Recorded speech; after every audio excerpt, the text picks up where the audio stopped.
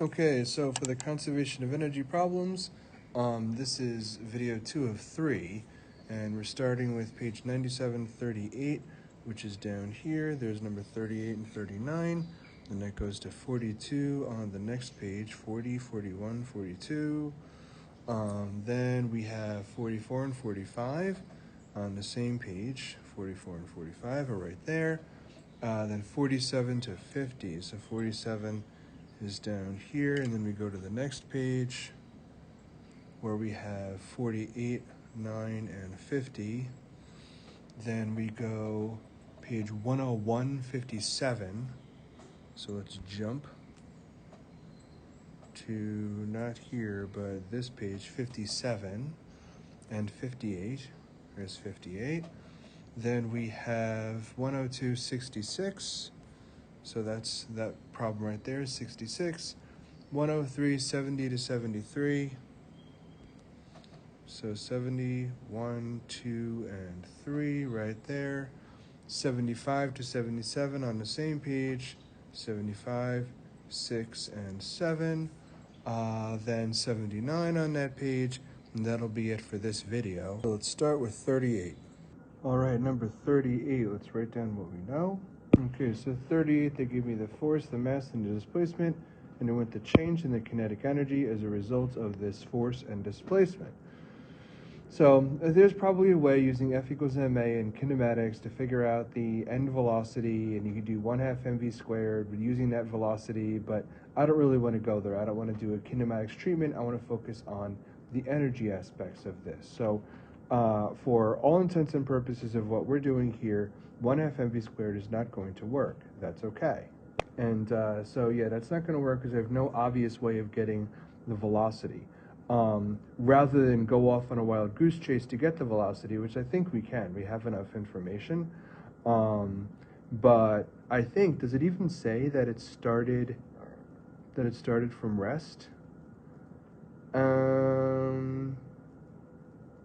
Yeah, it doesn't. Well, it doesn't even matter because I know the way they want me to do this. I'm going to take this from a work energy perspective, and so I do have enough information that if I can't solve for the kinetic energy, I can solve for the work done to create that kinetic energy. That I do, the work that I put in is equal to the kinetic energy that I get.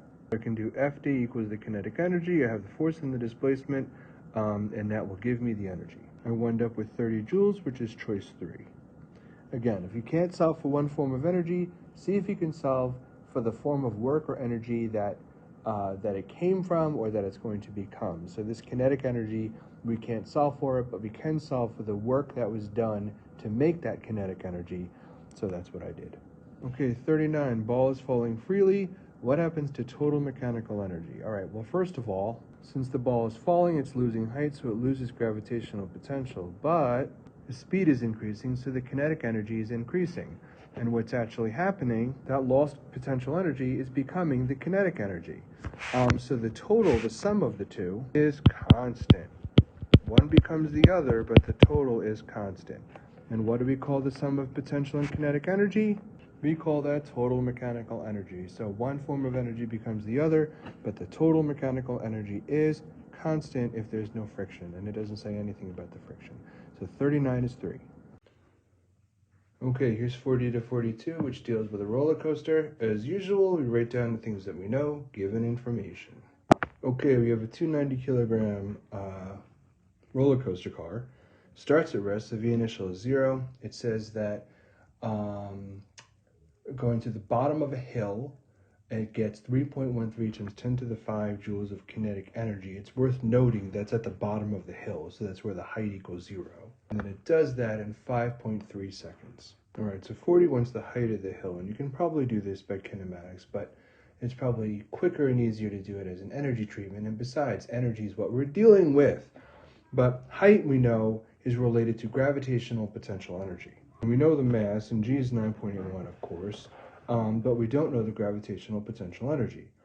Or do we? Of course, the gravitational potential energy at the top of the hill is equal to, I like to use this little arrow, because it's kind of like an equals, but also it's like is transferred into, there's probably a name for it, but the gravitational potential energy at the top of the hill becomes the kinetic energy at the bottom of the hill. You know what that number is? It's 3.13 times 10 to the 5 joules. And so we wind up with 110 meters worth of height. That is a high roller coaster hill, but not insane. Anyway, 41. 41, what's the speed at the bottom of the hill? Well, we know the kinetic energy down there, so we just have to do 1/2 mv squared. V squared is 2158, etc. So we take the square root of that and get 46.5 meters per second. Now 42 is a throwback. It wants the acceleration as the car goes down to the bottom of the hill. Well, we know that V initial at the top of the hill is 0. And we just figured out the speed at the bottom of the hill, 46.5 meters per second. And we are going to need the time, 5.3 seconds. Now, why do we need the time? All the way back to the definition of acceleration, the change in velocity with respect to time. We know that delta always means final minus initial, so that delta V is V final minus V initial over the time. Now we know all of these things. We know that V final is 46.5 meters per second. We know that V initial is 0 because it starts from rest. And we know the time is 5.3 seconds. So our acceleration is going to be, acceleration winds up being 8.77 meters per second squared, which is pretty close to 9.81, as if you just dropped the roller coaster like a stone. So that's a pretty steep hill. Okay, in 44 we have the mass. What is it, a ball? Yeah, ball. Ball's being dropped. We have the mass of the ball. It's being dropped, so V initial 0. V final at the ground is 12 meters per second, and it wants the difference, the change in gravitational potential energy. Well, that's mg delta h, and we could use some free fall kinematics to figure out what that actual height is, like the vertical displacement of the fall. But again, we're using the energy treatment. So the potential energy change as it fell down the building is equal to the kinetic energy at the ground. And we don't know the kinetic energy afterwards, but we can maybe do a 1/2 mv squared to figure it out. And for kinetic energy, you get 72 joules. So the 72 joules down at the ground was the 72 joules up at the top of the building when it was dropped. So that is choice 3. Again, I repeat, we can't do mg delta h, so don't freak out.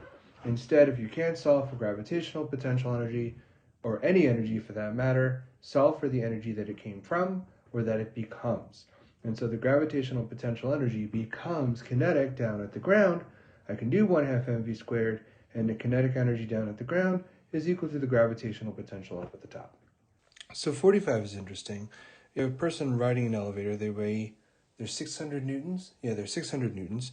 And then they're going 3 meters per second for 5 seconds. And it wants to know what's the change in gravitational potential energy.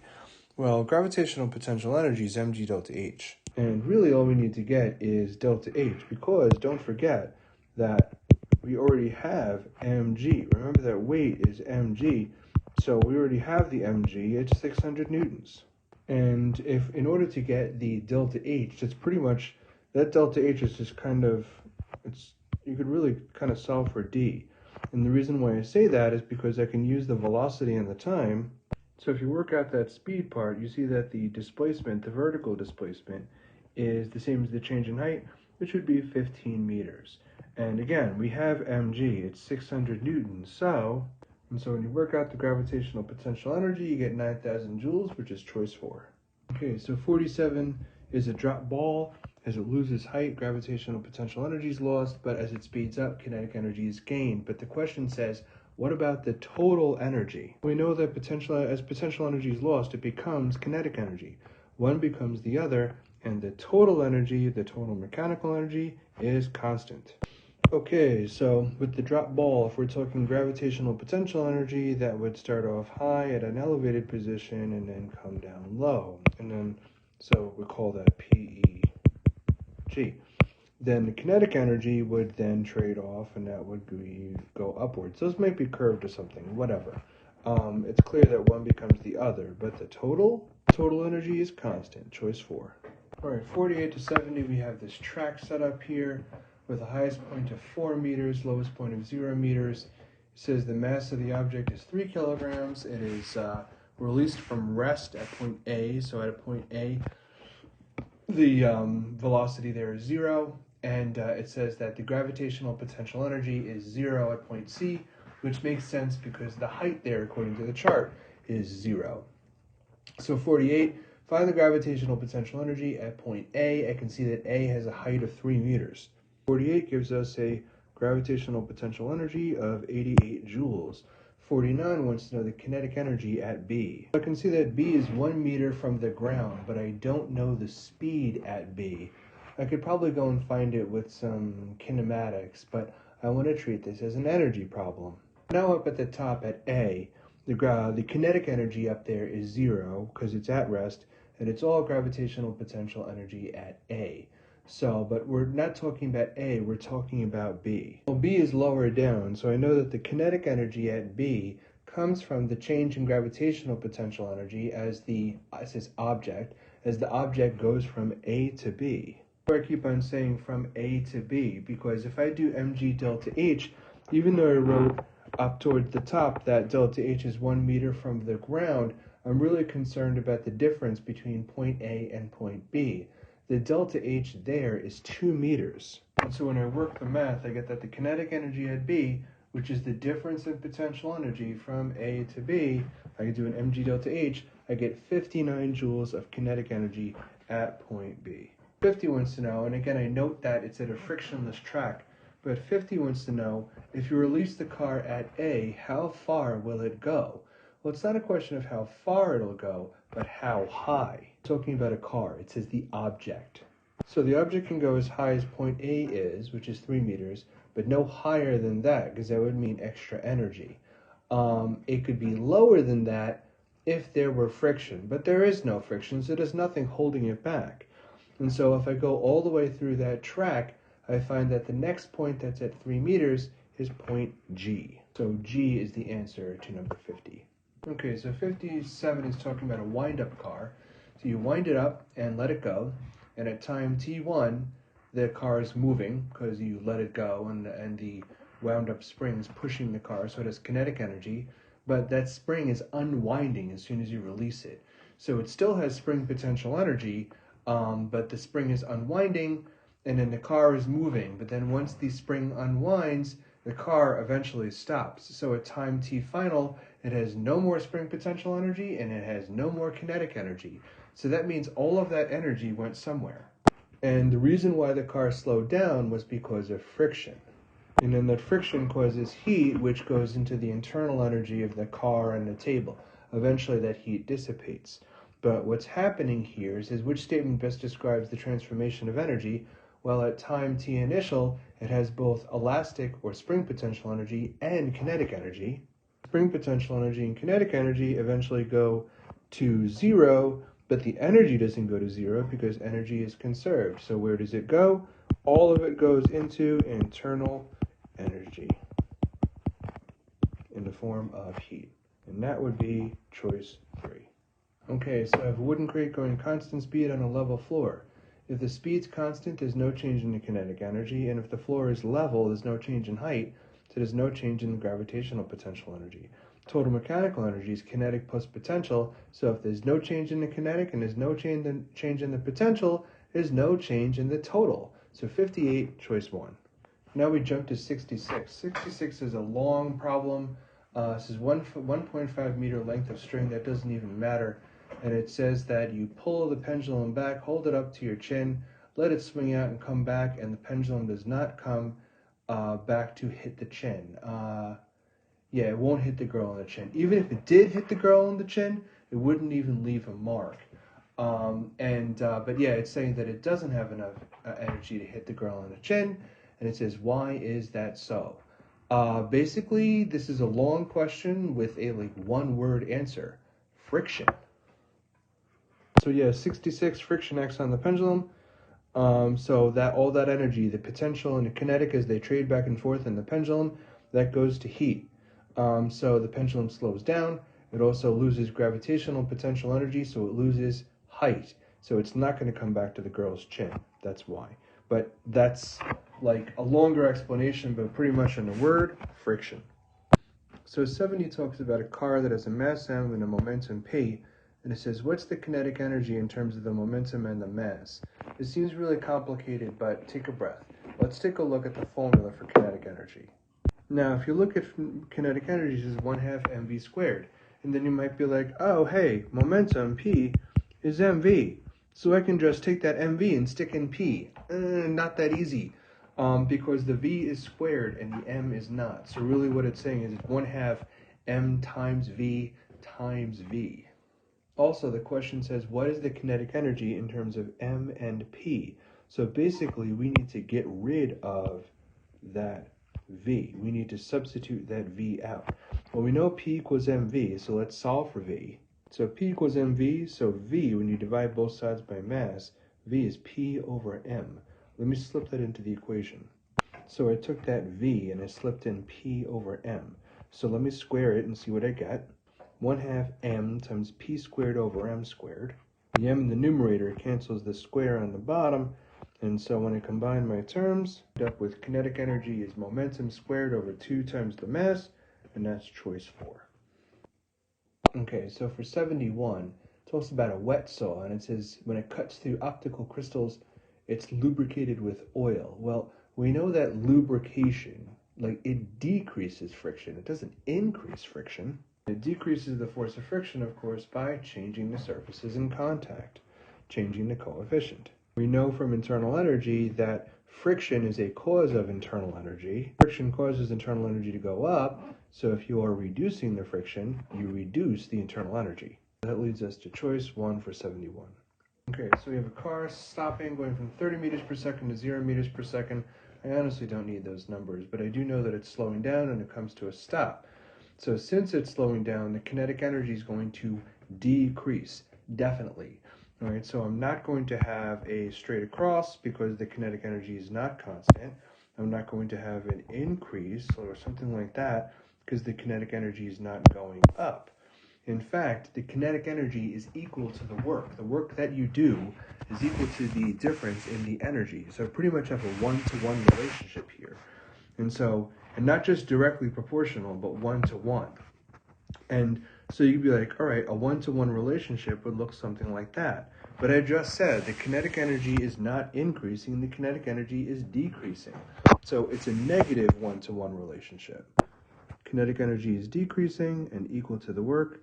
It would look like this. I don't really use the phrase 1-to-1 that often because 1-to-1 is not just directly proportional, but it has a slope of literally 1.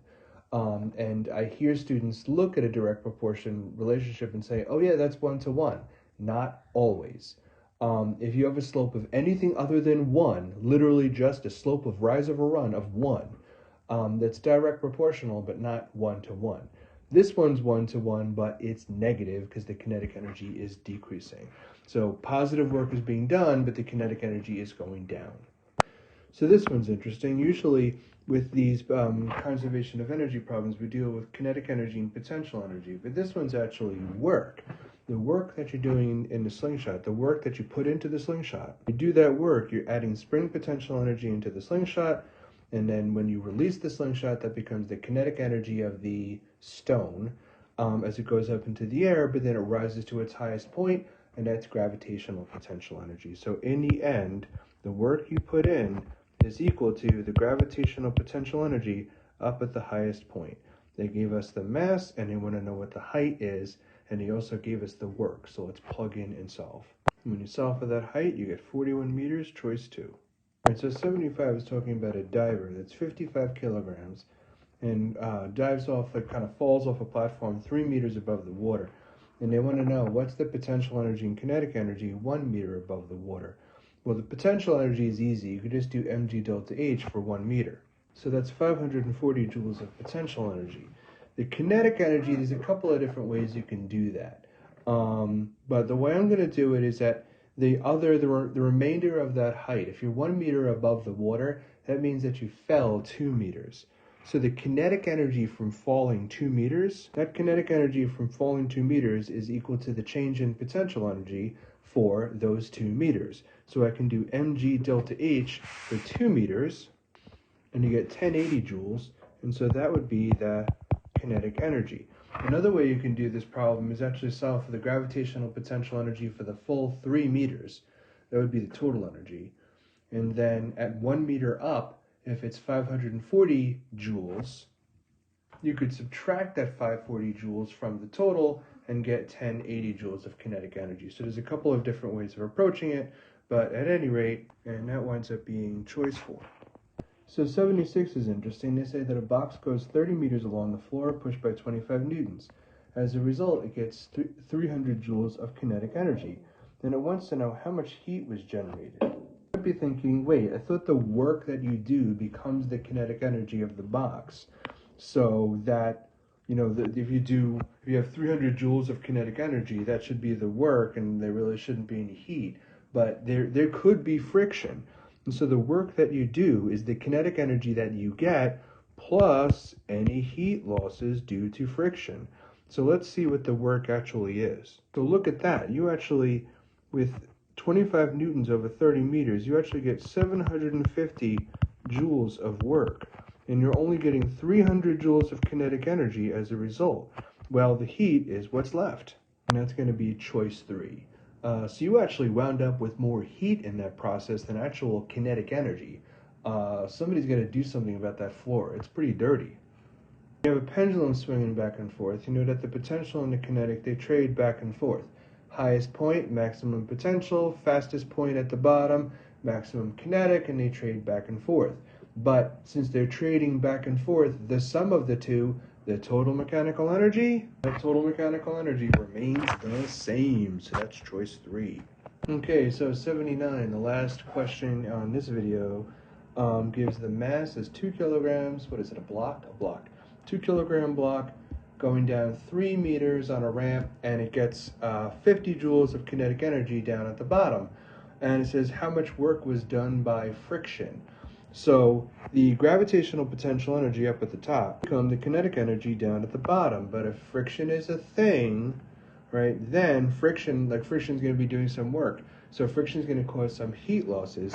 So that work by friction is actually the heat loss, the energy loss. So that gravitational potential energy up at the top becomes those 50 joules of kinetic energy plus the heat loss, the work that friction did. So let's take a look. Let's do mg delta h with the numbers that we have and see how much gravitational potential energy we started with. We wind up with 9 joules, and that's choice 2. Alright, so that's the last question in this set. I can see I only have about 8 minutes left, and that's why I broke these solutions into 3 videos. So we have 1 more video to do, 3 of 3, but that's the end of 2 of 3. Thanks.